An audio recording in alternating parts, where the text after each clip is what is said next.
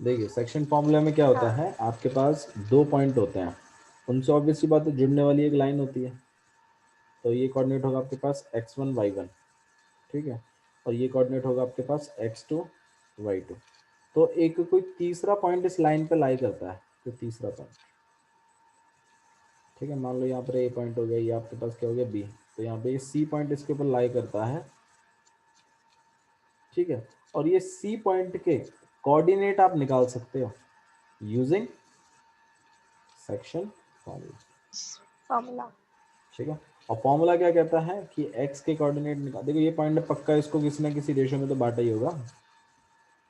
तो रेशियो का section formula कहता है कि अगर x का कोऑर्डिनेट निकालना है ना, तो m x2 plus n x1 upon में m प्लस में n, ये तो x का कोऑर्डिनेट बता देगा, और ऐसा ही आपको किसका कोऑर्डिनेट बता देगा, y का।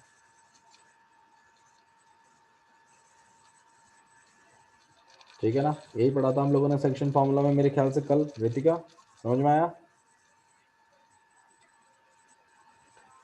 ठीक है। अच्छा जी, इसका एक स्पेशल केस और है, एक स्पेशल केस है सेक्शन फॉर्मूला का। स्पेशल केस में क्या है ना, कि मान लीजिए अगर आपके पास एक लाइन है, ठीक है, यहाँ पर ए और यहाँ पर क्या है बी, और अगर मैं कहूँ नहीं नहीं मेरे को तो और कोई पॉइंट आ गया यहाँ बीच में, सी पॉइंट, जिसने इस लाइन को 1:1 के रेशियो में बांट दिया, ये स्पेशल केस मिड पॉइंट का है।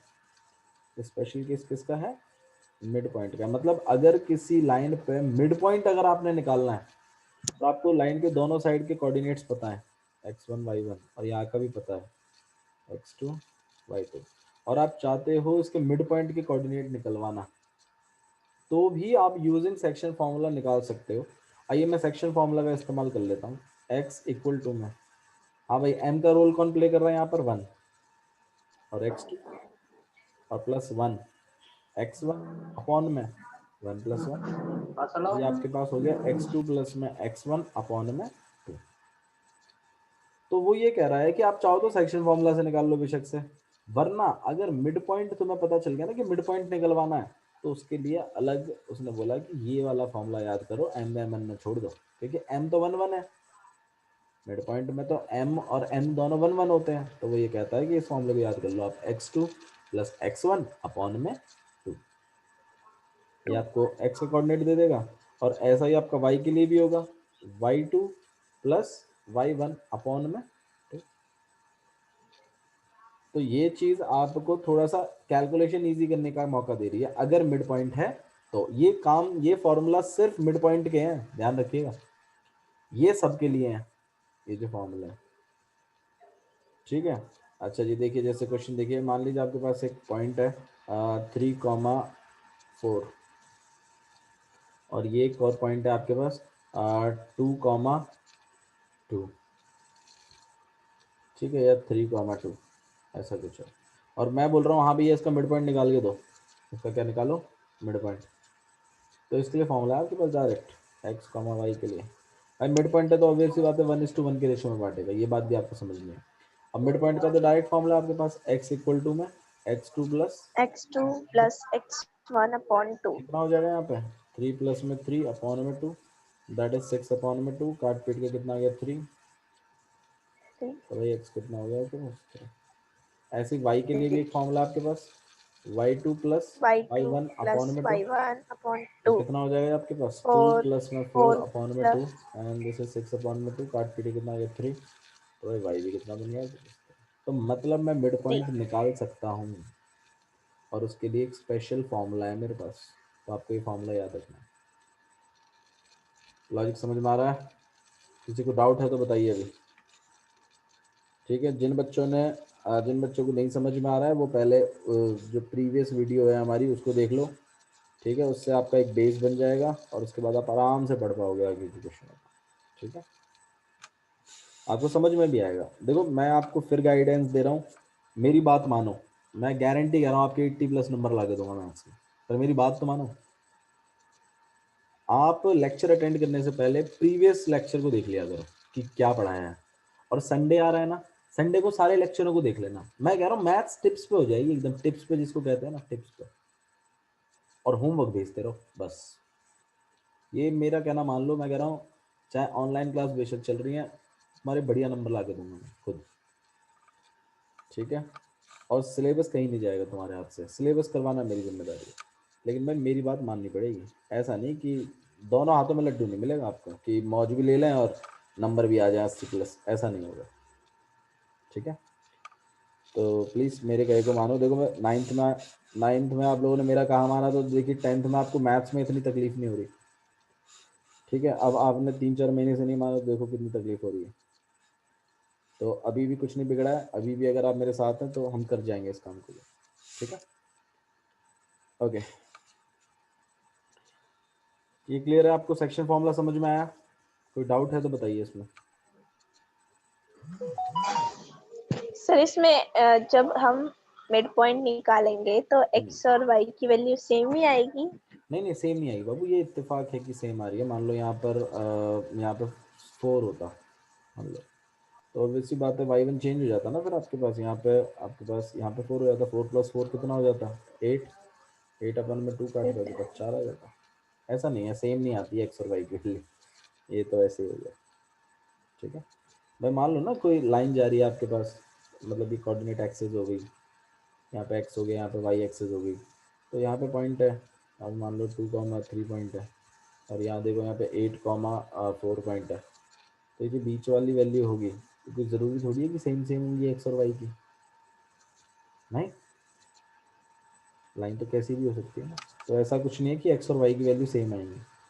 ये इस क्वेश्चन में हो गया, हर क्वेश्चन में नहीं होगा। और बताइए, और कोई डाउट किसी को? ठीक है, आगे बढ़ाएं। Yes sir. चलिए एक चीज़ और देख लेते हैं। देखो सेक्शन फॉर्मूला का ही एक वैरायटी है, उस पर मैं बात कर लेता हूँ। मान लो मैंने आपको एक पॉइंट दिया 5,-6, मैंने बोला ये एक पॉइंट है, ये एक टाइप है, ठीक है। इस टाइप के क्वेश्चन भी आते हैं एग्जाम में, इंपॉर्टेंट टाइप है, नोटिस करिएगा कैसे करना है। मान लो मैंने आपको एक पॉइंट दे दिया 5,-6 या -6, अगर आपको डर लग रहा हो तो मैं काम कर देता हूँ 5,2 दे देता हूँ, ये ज़्यादा सही लगता है आप लोग को, ठीक है। और एक और पॉइंट है, ठीक है, वो है आपके पास 2,3, ठीक है। और मैं कह रहा हूँ कि भाई एक पॉइंट है इस लाइन, ठीक है, 1,2। इस पॉइंट ने इस लाइन को किसी रेशियो में बांटा हुआ है। देख लो पिछले वाले क्वेश्चन में क्या था, रेशियो दिया हुआ था और पॉइंट पूछा था, लेकिन इस वाले टाइप में क्या है, पॉइंट दे रखा है और तुमसे क्या पूछेगा, क्या निकालो, रेशो। रेशियो निकालो, ऐसे बोलेगा। तो जब कभी भी आपको ऐसा क्वेश्चन आए तो आपको इस बात को समझना है कि भाई ये तो मेरा x1 y1 है, ये मेरा x2 y2 है, और ये जो लिखा है ये मेरा x और y है, ये मेरा क्या है, x और y। और ये जो रेशियो आप m/n लेट कर रहे हो ना, m/n चल रहा है आपका जो रेशियो, इसको k/1 बना लीजिए। क्या बना लीजिए इसको, k/1। रेशियो निकालने की टेक्निक है ये, कि आपने रेशियो को k/1 ले लेना है। बात कंफर्म हो रही है, समझ में आ रहा है? Yes sir. ठीक है, अच्छा जी। इसके बाद क्या करेंगे वो सुनो, अपना वही सेक्शन फॉर्मूला लगाएंगे जो अभी तक लगाते आ रहे थे। तो मैं थोड़ा पॉइंटों को क्लियर कर देता हूँ। देखो लिखना कैसे है, यहाँ पे ए बी और यहाँ पे ये सी हो गया। तो पहले अपने ए को क्लियर करो, ये 5,2 है, ठीक है। यहाँ पर x1 y1, ये बी पॉइंट है आपके पास, इसका कोऑर्डिनेट हो गया 2,3, इसको हम लोग x2 y2 मानेंगे। और ये पॉइंट सी है 1,2, इसे हम क्या मानेंगे, x और y। और जो हमारे m/n रेशियो है उन्हें हमने लेट किया है, लेट k/1। आया लॉजिक समझ में? ठीक है, अच्छा जी। अब वापस से अपना वही सेक्शन फॉर्मूला लगाएंगे हम तो भैया। x इक्वल टू में क्या होता था, m किसके साथ, x2 प्लस में n x1 अपॉन में m प्लस n, भाई यही था ना। m+n। अब तुम्हें x की वैल्यू पता है, x की वैल्यू पता है मतलब तुम्हें क्या पता है, x कितना है 1, 1. m कितना है, m तुमने k लेट किया हुआ है k, x2 क्या है 2 2 प्लस n कितना है plus 1, 1 x1 कितना है 5 अपॉन में 5 k प्लस 1। मेरी बात समझ में आ रही है? 1 पूरी इक्वेशन में एक ही चीज तुम्हें नहीं पता है, क्या नहीं पता है, k के निकाल लेंगे इससे, और के जैसे ही निकल के आ जाएगा उसको इसमें रख देंगे। मान लो के मान लो 5 आ गया तो आपका रेशियो कितना हो गया 5:1। मान लो आपके के की वैल्यू फ्रैक्शन में आ गई, मान लो 2/3 मान लो, तो इसका मतलब है कि आपका k:1 में जब तुम लिखोगे ना तो आप ऐसे लिख दोगे 2/3:1। तो इस चीज को याद करो, तुम लोग कैसे करते थे, एलसीएम से मल्टीप्लाई नहीं कर लेते थे बोथ साइड, या फिर वो भी छोड़ देते, ना ज़्यादा टेंशन लेने की जरूरत नहीं। अगर के की वैल्यू फ्रैक्शन में आती है तो आपका रेशियो हो जाएगा 2:3। बात क्लियर है? yes sir ठीक है, तो आइए इसमें के की वैल्यू को निकालते हैं।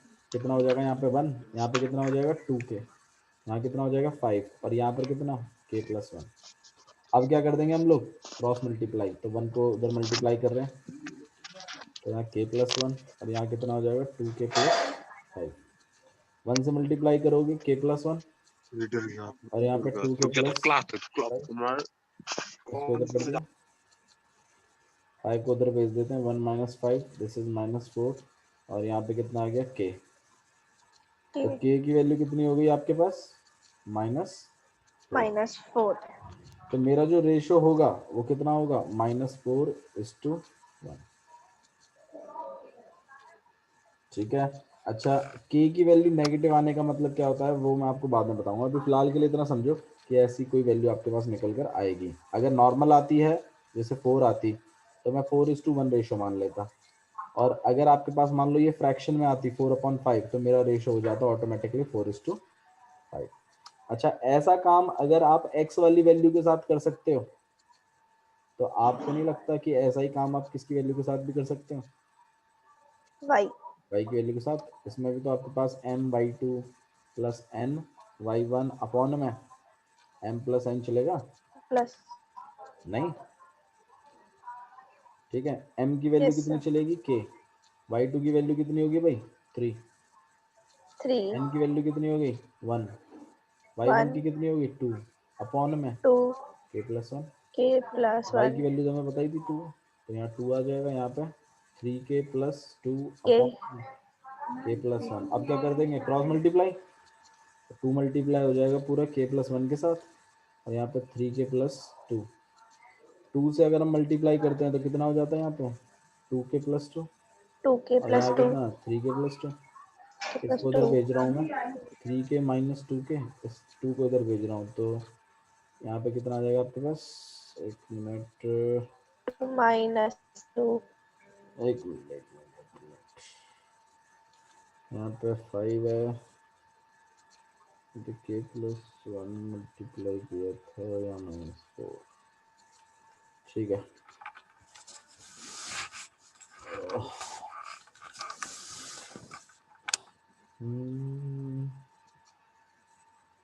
y की वैल्यू 2 ना, my2 मतलब k × 3 और +1 × में 2 अपॉन में k+1, सही है।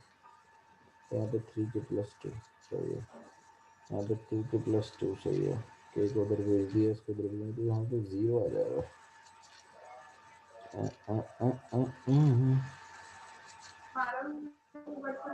तो मतलब वो रेशो में नहीं बांट रहा है इसको, तो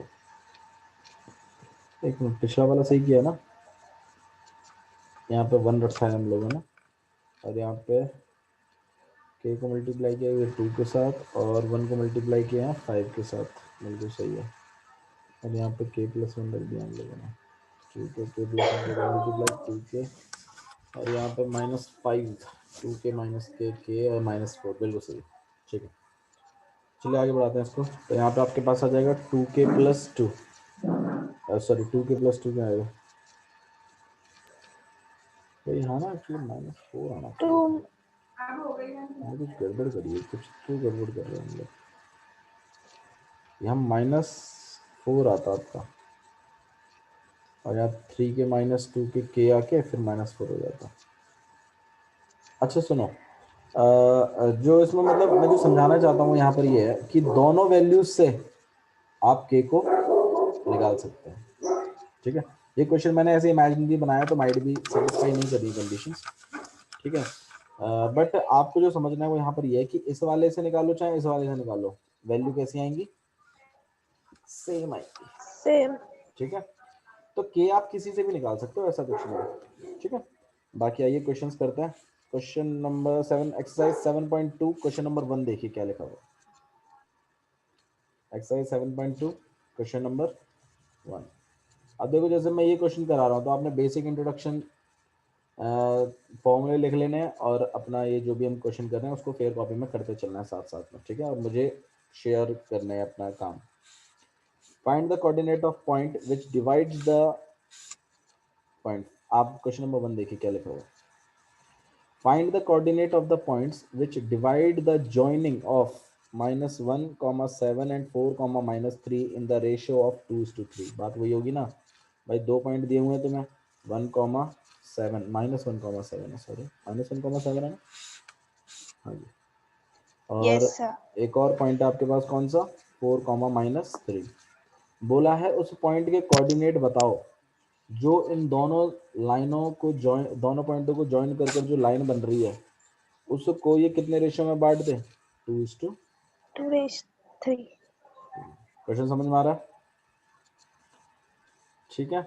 आइए करते हैं। तो भाई इसको हम ए पॉइंट बना लेते हैं, इसे हम क्या बना लेते हैं, बी पॉइंट, और ये हमारा सी पॉइंट हो गया। तो ए पॉइंट की कोऑर्डिनेट क्या है, -1, 7, इसे हम x1 y1 बना रहे हैं फिलहाल के लिए। बी के कोऑर्डिनेट क्या है, 4, -3, इसको हम लोग x2 y2 बना रहे हैं। 2/2।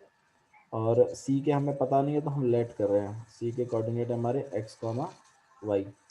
और हाँ हमारे पास m:n हमें पता है कितना है, 2:3। 2:3। तो x निकालने के लिए हम लोग क्या करेंगे, m(x2) प्लस n(x1) अपॉन में m 1 प्लस में n। m1 तो n। भाई x तो हमें निकालना ही है, m की वैल्यू कितनी होगी 2, x2 से कर रहे हैं 4 प्लस 3 इंटू में -1 अपॉन में 2 प्लस में 3। तो x की वैल्यू कितनी रहेगी आपके पास 8, और यहाँ -3 और अपॉन में 5। 8 - 3 कितना होता है आपके पास, 5 ही होता है। तो यहाँ 5 अपॉन यस। में 5, काट पीट के रेशियो 1 आ गया आपके पास, x की वैल्यू आ गई 1। ऐसे ही आप किसके निकाल देंगे, y के। y।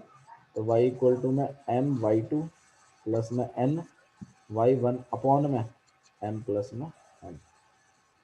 तो m कितना हो जाएगा आपके पास, m 2 हो जाएगा आपके पास 2। y2 कितना हो गया, -3। -3। और n कितना हो गया आपके पास, 3 3। प्लस आएगा बीच में 3, और ये आपके पास आ गया 7 अपॉन में 7। 2 प्लस में 3। यहाँ पर जाएगा 3। -6 और प्लस 7 3 से 21 अपॉन में 5 प्लस माइनस 5। माइनस आपके पास आएगा 15 अपॉन में 5, 5 से काट पीट के 3। ठीक है, देखो मैं ये नहीं कह रहा कि वैल्यू हमेशा आपकी कट जाएगी, कभी कभी फ्रैक्शन में भी आती है वैल्यूज, तो कोई बात नहीं, वो पॉइंट वैसा ही है इसका मतलब। तो y की वैल्यू 3, तो आपका वो जो पॉइंट हो गया आप लिखोगे हैंस पॉइंट इज 1, नहीं आया समझ में, सिंपल क्वेश्चन है मेरे ख्याल से, करने लायक क्वेश्चन है, बढ़िया आसानी से आप इसको कर सकते हैं। क्वेश्चन नंबर 2 देखिए, find the point of the trisection of the line segment of this. देखो इसका मतलब क्या है, ट्राइसेक्शन का मतलब क्या होता है, पहले तो ये बताऊंगा। ट्राइसेक्शन का मतलब होता है इक्वल पार्ट्स में बांट देना, ट्राई ट्राई 3 पार्ट्स में बांट देना, 3 बराबर पार्ट्स में। तो बोला है पॉइंट के कोऑर्डिनेट निकालिए जिसने 4, -1 इस पॉइंट को, और -2, -3 इस पॉइंट को। उस कोऑर्डिनेट का बताइए, उन पॉइंट्स के कोऑर्डिनेट बताइए जिसने इस वाली लाइन को 3 भागों में बांट दिया। तो 3 भागों में बांट दिया तो मतलब ऐसे बांट दिया, तो मतलब 1:1 रेशियो में बांट दिया। तो आपको मुझे इनके कोऑर्डिनेट बताने पी और क्यू के। अब आप करेंगे कैसे, आप इसको ऐसे करोगे कि थोड़े टाइम के लिए देखो 1:1 रेशियो में है, तो आप क्या करेंगे, जब आप ए पॉइंट लोगे, बी पॉइंट लोगे और पी पॉइंट लोगे, ए के कोऑर्डिनेट लिखोगे 4, -1, बी के लिखोगे -2, -3 और पी के लिखोगे x, y। तो यहाँ पर जो आप m/n दोगे ना, तो आप देखो, आप ना इसको इसको भूल जाओ थोड़ी देर के लिए। आप ये देखो कि यार यहाँ तो 2 पार्ट है और यहाँ पे कितना पार्ट है, 1 पार्ट ही है ना, तो इसका रेशियो कितना होगा 1:2। ये केस लेकर आपने अपने x और y को निकाल लेना है। p के कोऑर्डिनेट आ जाएंगे। नेक्स्ट वाले केस में आपने a लेना है वापस से, लेकिन इस बार q लेना है और b लेना है। a के कोऑर्डिनेट लिख लीजिएगा, b के लिख लीजिएगा, q के x, y लिख लीजिएगा। अच्छा, जब इसके m/n सेट करोगे तो खुद सोचो, यहाँ 2 पार्ट हो गए ना, और ये कितना पार्ट है, 1 पार्ट, तो उसका रेशियो हो जाएगा 2:। ऐसे करके आपको q के भी निकाल देना। तो आपको दोनों के कोऑर्डिनेट मुझे बताने हैं, p के भी और q के भी। 1:1 में इंपॉर्टेंट क्वेश्चन है, आप टिक कर सकते हैं इसको आराम से। क्वेश्चन नंबर 4 देखिए, find the ratio in which line segment this and this divided by this. Question number 4 तो आप खुद करेंगे, मैं इस टाइप का क्वेश्चन आपको ऑलरेडी करा चुका हूँ, ठीक है। और क्वेश्चन नंबर 5 आप ट्राई करेंगे। तो मैं चाहता हूँ आप क्वेश्चन नंबर 2 खुद करें, 3 को छोड़ दीजिए, 4 करें और 5 करें। ये आपका होमवर्क है।